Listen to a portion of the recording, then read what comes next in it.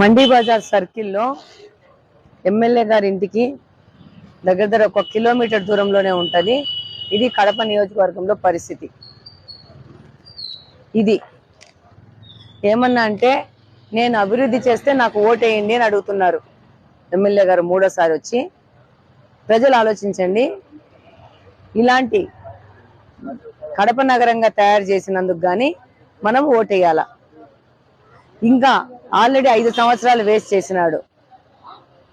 ముఖ్యమంత్రి గారికి వాళ్ళ పార్టీనే, డిప్యూటీ సీఎం వాళ్ళ పార్టీని, ఎమ్మెల్యే వాళ్ళ పార్టీని అందరూ ఉండి కూడా కడప నగరము ఒక కార్పొరేషన్ పరిస్థితి. ఇది ఎలా ఈరోజు ఎలా వస్తున్నాడు ఆయన? ఎలా వస్తున్నారు ఎలక్షన్స్ కి?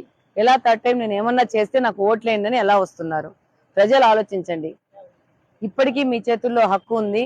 మీరు కడప నగరాన్ని అభివృద్ధి చేసుకోవాలంటే మీరు ఈసారి జాగ్రత్తగా ఆలోచించి ఓటేయాల్సిన అవసరం ఉంది. కడప నగర డెవలప్మెంట్ కు, కడప నగర పరిశుభ్రమైన కడప నగరం కోసం మీరు ఈసారి ఓటేయాలి అని కోరుకుంటున్నాను. మీ రెడ్డప్ప గారి మాధవి.